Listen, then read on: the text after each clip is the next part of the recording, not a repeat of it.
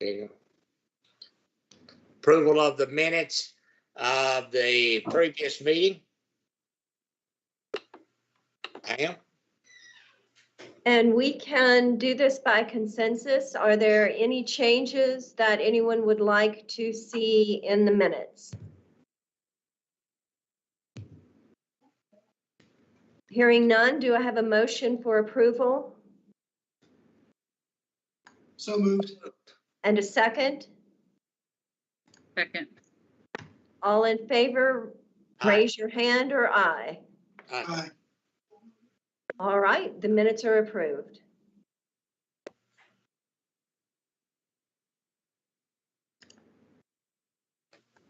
Okay, now you're gonna have to scroll down a little bit more because I'm trying to read this and we're just all right.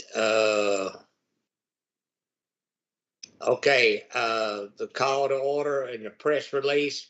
And this is for the meetings on the 15th at 10 a.m. is we have the roll call and then the new Regents orientation lunch.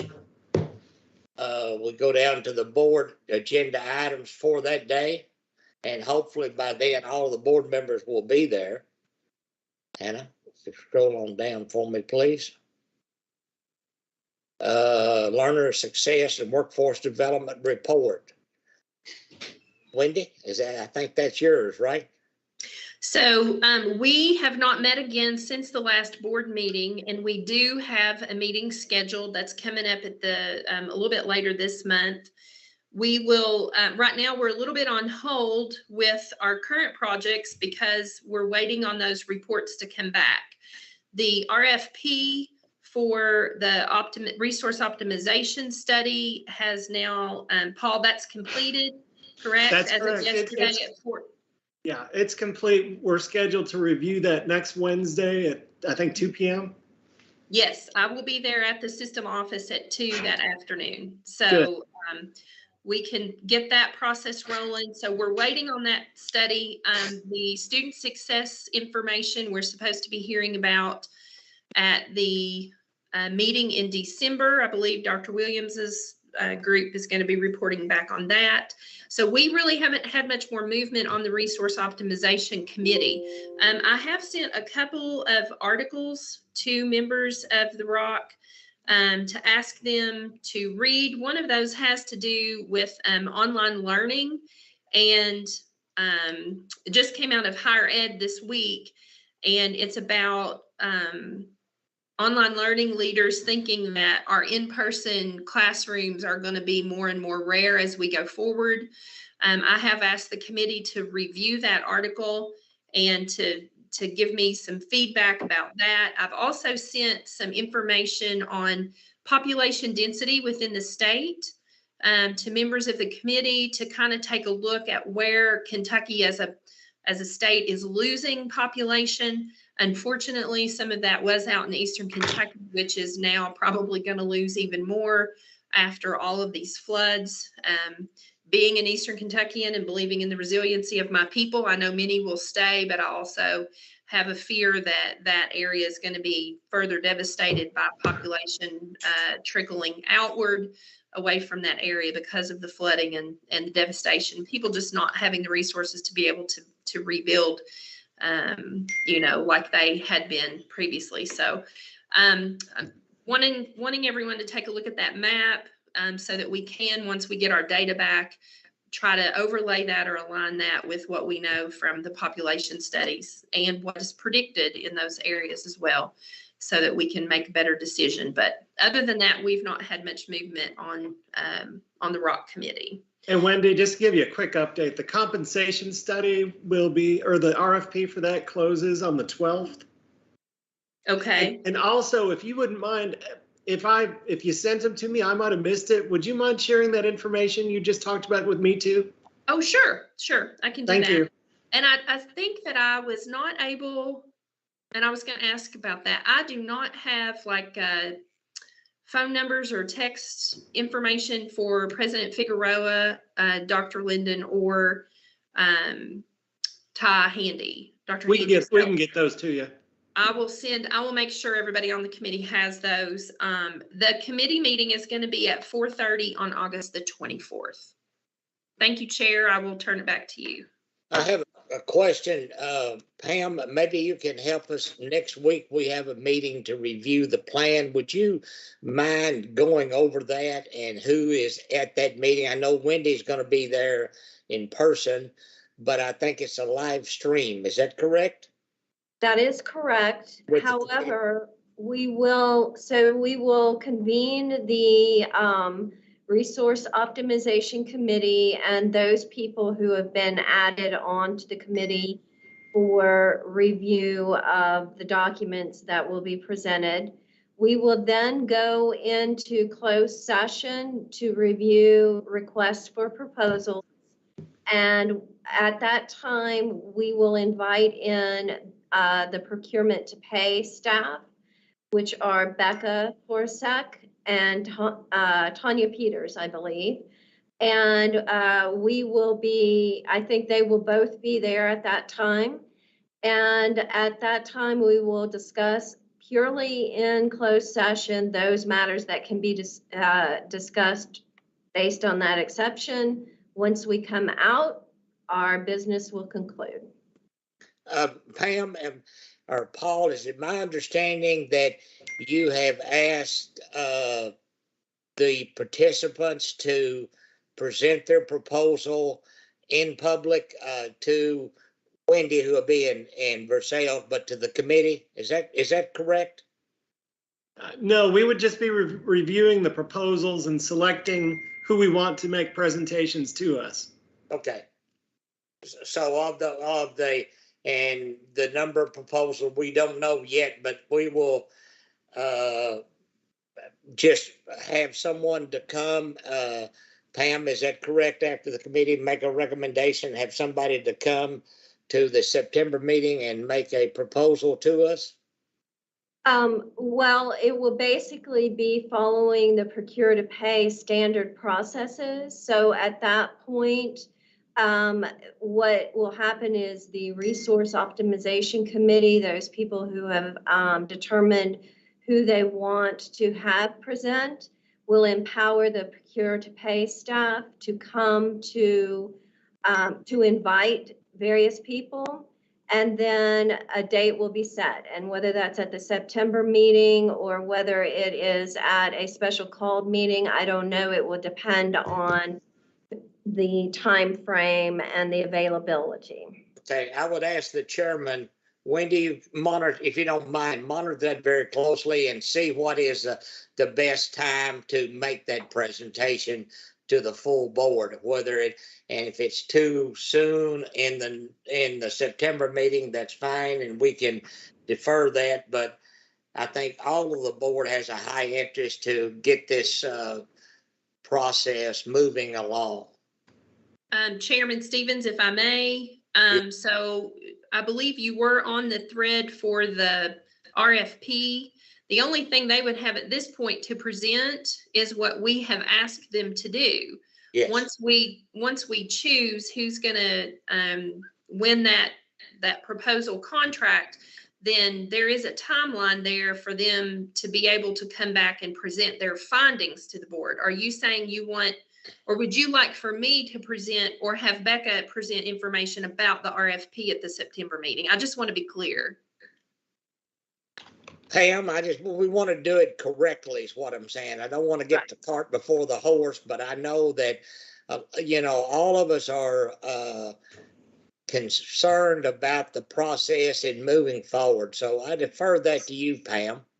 So typically the RFP process is confidential until such time as the decision is actually made, so that negotiations can be entered into and have the best use of taxpayer money, and also be able to keep any proprietary information of the bidders private. So all of that, anything we do in determining bidders will be done confidentially until such time as we have a successful bidder. So if by the September board meeting, there is a successful bidder, then at that point, Procure to Pay or Regent Fletcher or whomever is chosen can come and discuss that. If there is not a successful bidder yet, then I think we would simply say that we have not reached conclusion, but these were the terms of the RFP that was put out, the terms on which the bidders bid, and we are still working on that process. Thank you. I think that we can discuss in the committee, maybe Wendy, a timeline and what's the best information to go forward is what I'm saying. I just don't, I want to do it correctly. And, you know, but I know that we want to move this process along as quickly as we can and correctly. Wendy, you have a question? Not a question, just a comment. So what's in the RFP, Chair Stevens, is what the board agreed would be in the RFP. The proposals that the ROC brought to the June meeting are the things that went into the proposal. So I can give you a quick rundown of that if you wish, but there really is not anything outside that scope, which we had agreed upon. I mean, we took our direction from the board. So there's nothing in that RFP that was not proposed at that meeting. It's literally the buildings and grounds optimization, the student success, the review of the course catalog, making sure that we are in alignment with our workforce needs in each area where the colleges exist. So it's those three things and the equity and diversity and inclusion criteria that we talked about at the June meeting. So that is in general the RFP. I mean, there's not any reason anybody couldn't go out and look at that RFP or read that RFP if they were concerned about it, but there's nothing, nothing in it that we hadn't already discussed in that June meeting. So. Yeah, and I did read the highlights of it, and I understand that. I'm just thinking of the time we get this, and so I guess I'm hunting for the word of timeline, and I have to refer back to you and Pam to make sure that we're in a correct timeline to accomplish this to the best of our ability. I see, Patsy, you had a question? I do. Thank you, Chair Stevens. The question actually, for me, circles back to the information that Regent Fletcher provided in the beginning about the articles that she's sharing and sort of the focus of those articles, Wendy, with the outmigration and kind of the changing demographics. And my question would be, are we looking at, as part of that overall data group, are we looking at students perhaps that are not in Kentucky? I know we talked in Washington about the changing demographics nationally, as far as all of the different variables with age and ethnicity and things like that, that will shift tremendously in the next 10 to 15 years. And my question would be, do we have that data, and can we look at the data for the number of students that we serve that are not necessarily inside the Commonwealth? And would there be ways to, in the future, grow that enrollment and take that into consideration as we look at this layout? Wendy? Yes, Patsy, I would think that in the study that we are requesting through this RFP, that would come back as one of their most likely recommendations, given that we are bleeding population in several areas of the state. I would see that as one of those potential future endeavors to try to expand our reach. I do think it's really important for us to remember the mission of KCTCS is to improve lives of Kentuckians. I do love that global, outreach and that global perspective, but I believe that would come back in that RFP. I mean, I don't want to put words in the mouth of whoever wins that bid, but I would think that would be a reasonable thing for them to recommend if they find that there's a need there. We may be very surprised at the data that comes back. We really can't predict what that's going to look like. But again, just in trying to think ahead and think about where we are now. We've been talking a lot about deferred maintenance and how much money we're spending there. We've been talking a lot about the number of students moving to online, 70 to 75% of our students moving online, you know, empty buildings everywhere, empty grounds everywhere, whether or not we need to be procuring new properties, you know, all those kinds of things go into this conversation. And I think that study, we really want that data to be able to help Dr. Zarapata and the cabinet to be able to make those decisions going forward. But I can't predict that, but I would definitely think that would come back as a recommendation. Right, I appreciate that because I absolutely understand, you know, in the mission, and part of that is now sort of the interstate commerce that occurs with businesses perhaps that are out of state and people working in Kentucky that are working remotely for companies that are located other places. So I'm just thinking, you know, how tight is that boundary of the Commonwealth that we are considering people either inside Kentucky or outside of Kentucky when people are really working across borders and boundaries at this point. So I'm kind of anxious to see what that looks like. Yep, honestly, as far as the data set that is considered. I really appreciate that. Yeah, me too. And I think it's a really good point to make. You know, we learned when we were at the Hazard meeting from Dr. Linden and from the mayor and the workforce development fellow there that, you know, they've got folks that are working from Hazard for a company in California now. And I think that's so exciting. But I want to make sure, and as we all do, that we are able to educate our people to be a global workforce, but really want to keep our educational resources, I guess, you know, to serve the needs of our people as best as we can, you know. So yeah, I'm with you. I'm all about that global learner, global workforce. I think that's going to expand our borders quite dramatically. But I would totally expect that would come back in the RFP process in that study. Thank you. Yes, thank Joe, you. you have a Great question? idea. Joe? Yes, concerning the RFP process, I know we set a certain scope and we agreed upon that scope. Being part of RFPs in the past, each vendor brings a different view of that scope to the table. And once one is decided and picked, would we have a chance in an open forum for transparency to see what their interpretation of the scope is in the actual proposal?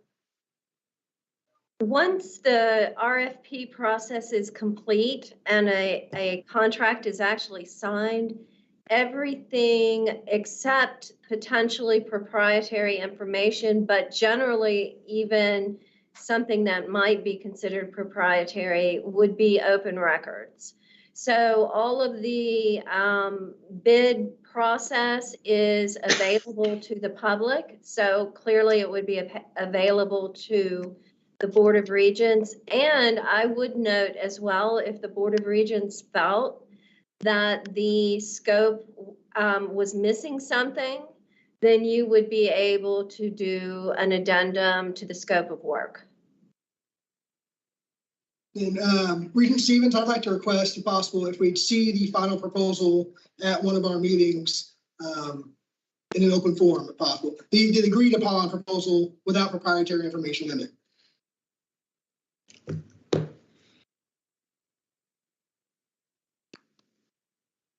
Is that a question for Pam?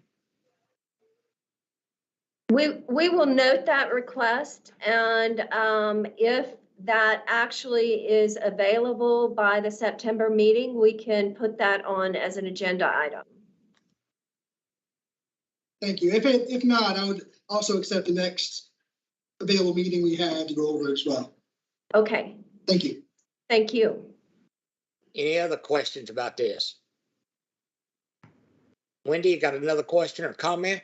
Yeah, Patsy, your hand is still up. Do you have another one? I don't want to jump in line, but. I just want to say very quickly, it's storming really badly here. So if I zip out, I'm not voluntarily zipping out.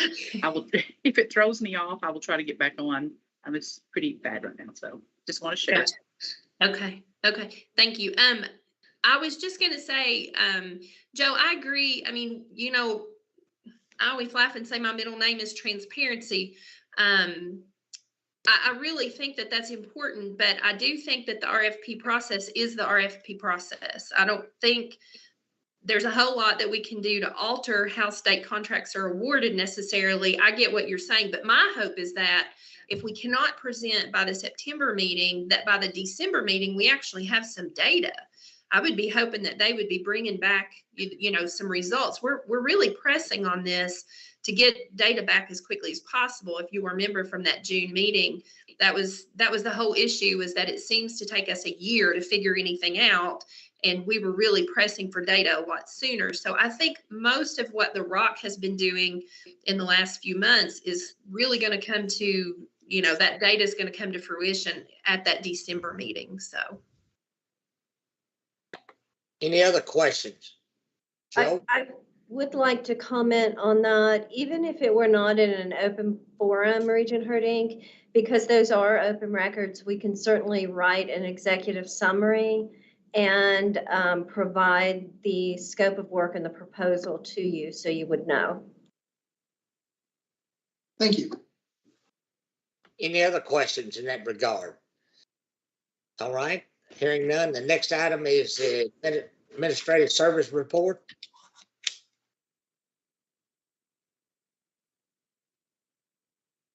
That'll be a Yes. standard report. Oh, I'm sorry. Hannah, is that yours? Paul, are you gonna? This will be myself and Buddy, most likely. All right. Any surprises were coming that you're aware of at this time? No surprises. Okay. We do not like surprises. Okay. The next one is the internal audit report. And I have a meeting online with Ms. Green and Mr. Cox and the audit company. I think Pam or Hannah's on September the 6th, I believe, a video to get an update, and we'll make that report. And I would assume Hannah or Pam one that the auditor will be there and to make that report to the board. Am I correct in that? We can request that he come to the board meeting. He will certainly be at the committee meeting on September 6th.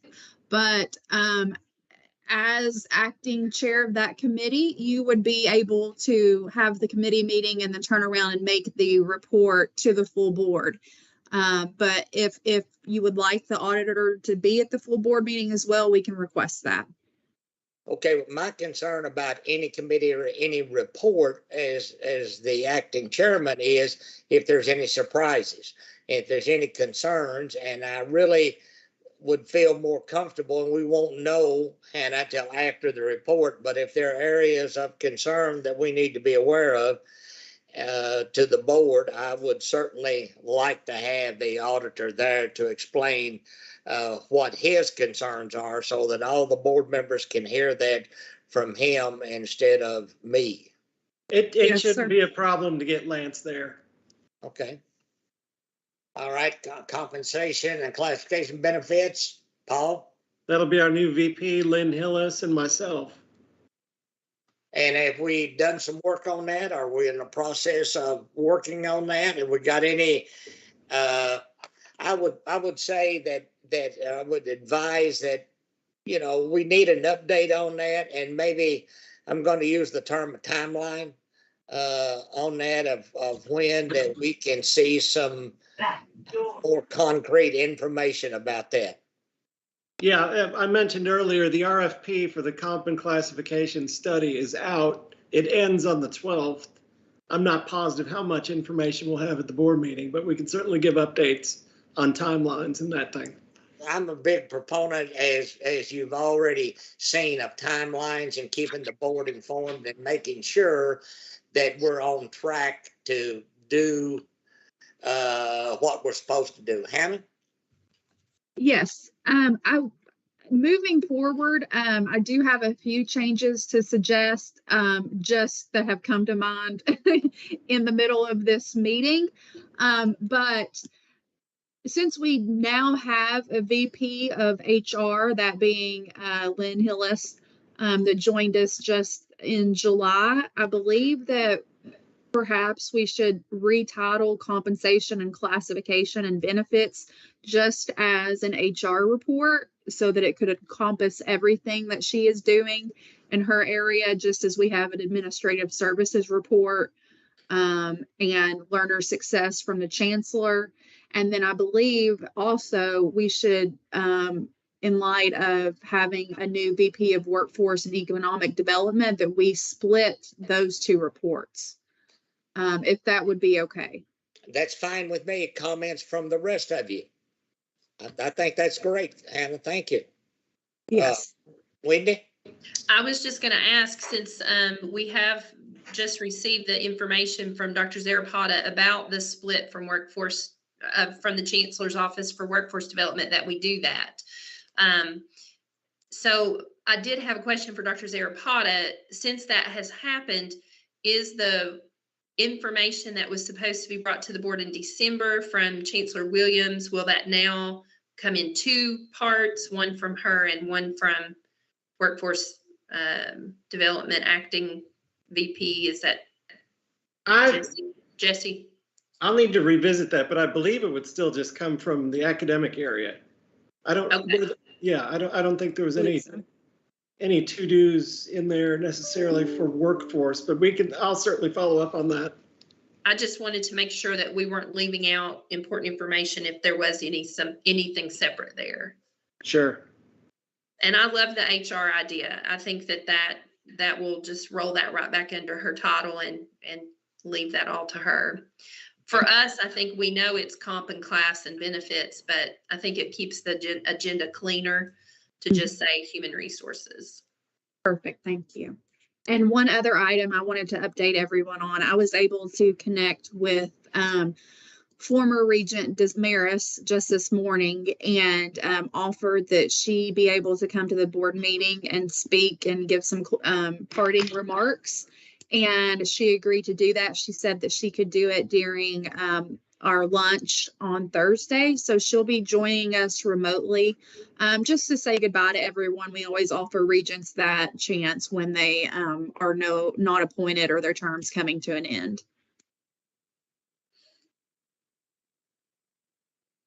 Yeah, I just thought about something too. I'm sorry, Joe, you've got your hand up.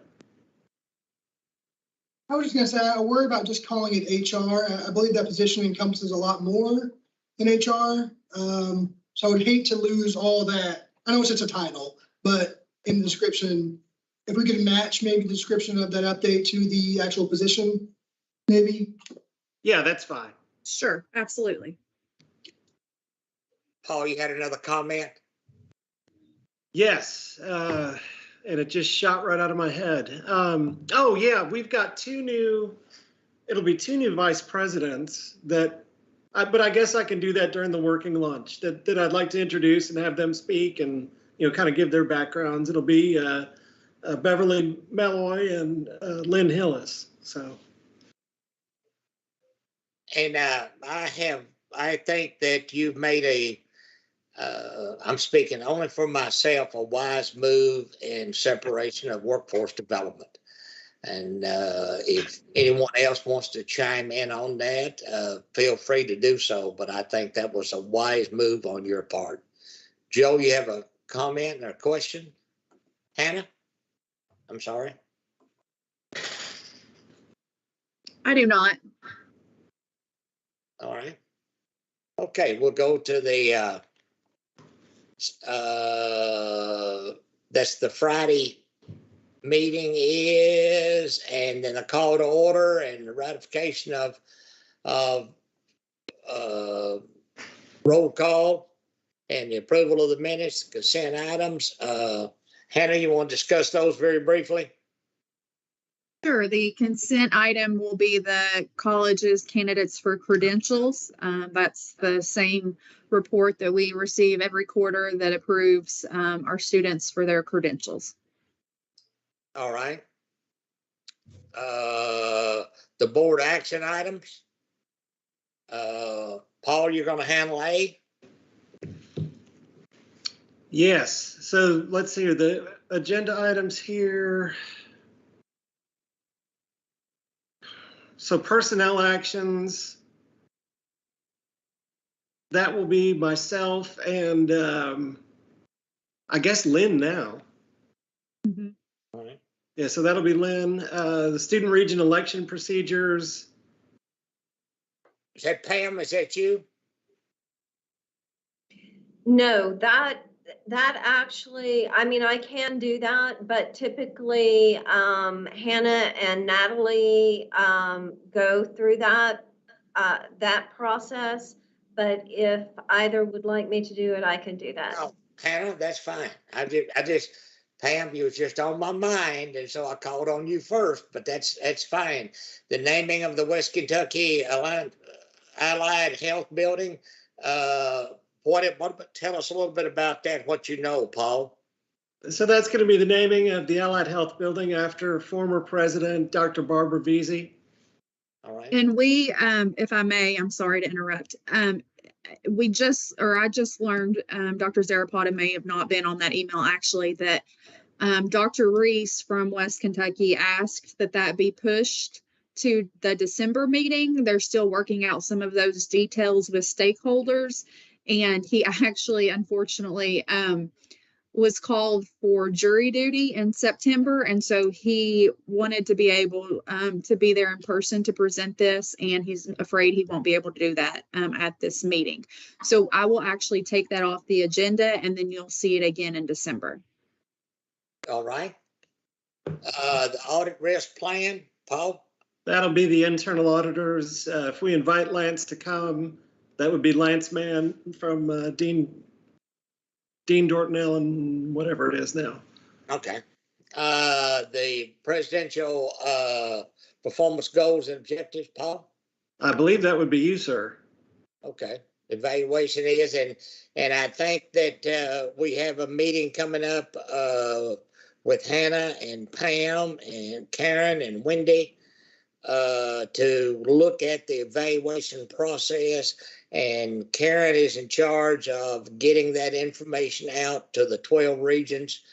And her main task is, once we get it all put together, is to get the 12 results back. And I've emphasized that to her about 10 times to try to get everybody on the 12 regions to get that report back to Karen in that. Wendy?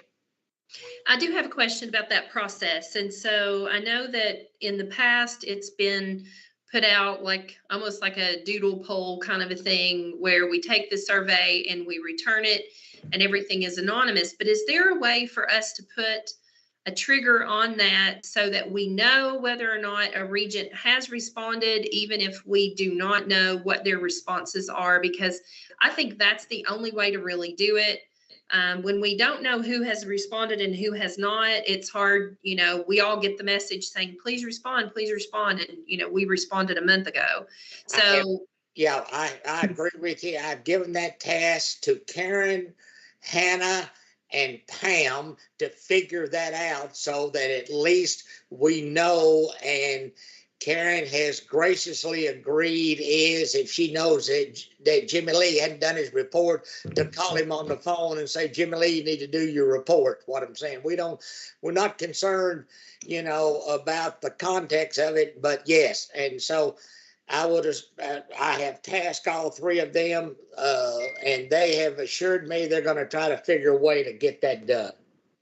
But thank you for that comment, and I think it's extremely important. And maybe that, Wendy, when we meet in reference to the evaluations, that if we go through the evaluation questions or so, that we can emphasize that again, and hopefully that we'll have that answer of how Karen's going to do that to make sure that we get the report back. Hannah, you had a question or comment? Yes. So I actually emailed Karen this morning, or maybe yesterday, to talk about the process a little bit with her. And so we are able to put the evaluation form in Onboard. For those who may be watching, Onboard is our board portal where we put everything, all the materials. And so what you will do as a regent is log in, take the survey through Onboard. It will remain anonymous, and the results will only go to Karen, James Lee, and Wendy. And that will enable you three to see who has completed the survey and who has not. So Onboard takes care of all of that. It will print out nice little statistics based on there's this many ratings, this many ratings. So it takes a lot of the work out of it for you, but it also alleviates that problem of who to bug and when. And again, the results will be restricted to you three, and can, remain anonymous except for the people who have to actually make the report. And the only other thing I wanted to point out, Chair Stevens said 12 regents. So for just a reminder, we are going to exclude the student regents from completing the evaluation, since September will be their first meeting and they won't have any knowledge of Dr. Zarapata's performance to date. Correct, and as well as the 2 new members that we have on the committee. We've, even though that Keith has attended a portion of one meeting, this and that. Yes, that is my preference, and I think that I've talked to Karen about that, and I think I've discussed it very briefly with Wendy. And I think we need the 12 regions that were on last year to do that survey. Any other questions about that? All right. This, Go I'm ahead. sorry. The same would go for the vote to accept the evaluation at the meeting. Once we get to that point, I do recall, like at my very first meeting, I had to pass on the president's evaluation because that was my very first meeting. So I think we could just ask those regents who do not participate in the survey, when it comes time to accept the evaluation, that they register their present vote at that point. Would that be appropriate, General Counsel? Yes. Certainly we can't force them to not vote if they want to, but we will certainly tell them that the lack of knowledge carries no weight, basically. So we would advise them very clearly not to vote. Should they insist, the vote is theirs to do, but again, credibility and weight would not be with a regent that has no knowledge of the past performance of the individual. I have a question, I guess, for, and the board members need to help me in this. We have action items, evaluation of the president's performance goals, and then the KCTCS president's performance goals and objectives. Are they in the right order, or do they need to be reversed? No, They're that in the would, right order because it's last year versus the coming year. Okay. So the evaluation is on last year's, and the action item is Dr. Zarapata setting next year's performance goals and objectives. Okay. right. And so I'll present item F, which will be similar to what I presented at the last board meeting, but it will have updates on it. Okay, and just make sure, Paul, this is yours going forward. What I'm saying would be from July the 1st, or when it may be, okay? So that we all understand that, all right? And we have an information item, and Hannah or Pam, you're gonna handle that? This will be Buddy and I, and this is on the Board of Regents reserves. Buddy is working right now on getting a recommended percentage reserves right now. So he's got a range, and he's working with all of our business affairs or BAT team, as they're lovingly called, to come up with some recommendations there. So you'll be presented with that as an information item at this next board meeting. Do you expect any action to be taken on that? This will be informational. We've already got an approved reserve for this budget year, but the action item would come, I'm assuming, at the March board meeting, March of 23. It would be, it could be at the December of 2022 meeting for Okay. it to be effective in the next fiscal year. Got it. Right, and we're basically, if, correct me if I'm wrong, Paul, we're seeking information and guidance for the board members that this is, as I said, we've been told at various times, it's this percentage, that percentage, this and that. So that's what we're trying to nail down, is to come up with a firm number, and basically that everyone abides by that number. And if there are exceptions, then there's a process to go through if your reserve drops below a certain thing. Am I correct in that? Yes. And the current reserve is 3%. We'll present several options for the board to consider. All right, item H, update a strategic plan, and that's the one we're just completing. Dr. Williams will do that or be in charge of that? It'll be myself and yes, with Dr. Williams, possibly with Alicia Crouch as well. And then the same way with the updates of next year. Is that the next 4 years? Am I correct in that? That's correct. Okay, and then any other questions about the board item agendas for action by any of the members? All right, then the board election, Pam, you're going to handle that, correct? Correct. We will follow the procedures. And as I noted, we will have rolling elections should any of the other officer seats become available, beginning with chair. And if vice chair is then up for election, we will go to vice chair and secretary and so on. But otherwise, we will follow all of the procedures as they are set forth in the approved procedures. Okay. The next is also yours, Pam. Item, I believe, 8. Yes. So we will be going into executive session. Our 2 exceptions are there. We will go under 1C, which is proposed or pending litigation, and 1F, which is individual personnel matters that could lead to appointment, discipline, or termination of an individual employee. Prior to going into executive session, all staff, et cetera, will be permitted to leave except for that staff and any visitors that the board may invite into closed session. Thank you, ma'am. And then the announcement of the next meeting, and then my favorite thing of all the board meetings is the last item on the agenda. So, but does anybody else, we've reviewed those, as any of the staff members, Paul, or any of the Regents have any questions or ask any information that we need? I'm good. Okay.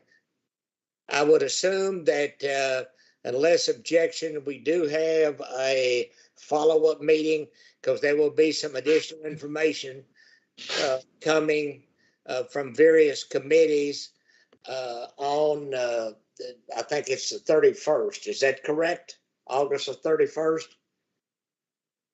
Yes. That is correct, yes. And if ever, I think the time is probably an hour later than this. What is the time on that?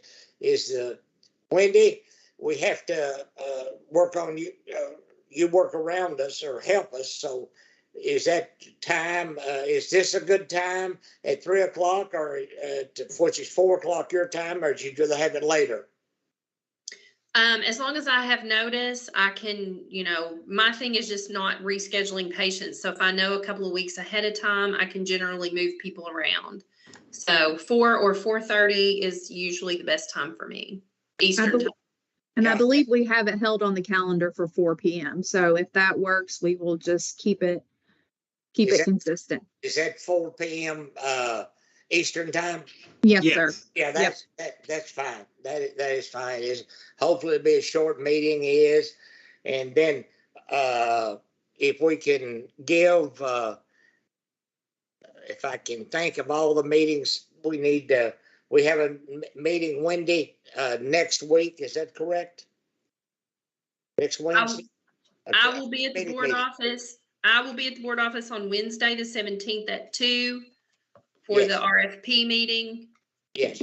And then we're going to, Paul, that's going to be on the video for, right, Pam, that's what you told me for those members that are not going to be there on the committee. Is that correct? Yes, there will be a Teams link, just like this meeting. All right. And then Wendy, we have another meeting on the following Wednesday of the chairman of your committee. Is that correct? Yes, at 4:30 on the 24th will be the ROC committee. Yes. And then we have another meeting of the planning committee on the 31st. So I want to be sure that I make all these meetings is what I'm saying. So, all right. Any other questions or concerns that we need to bring, that anybody have any questions that they want to ask any of the staff members or Dr. Zarapata? Hearing none, I need somebody to make a motion. We adjourn. So moved. Second, Joe. Second. Thank you, Joe. All right. Have fun and see you next week. All right, Thank you. bye-bye. Thank Bye, you, everyone. everyone. Bye. Bye.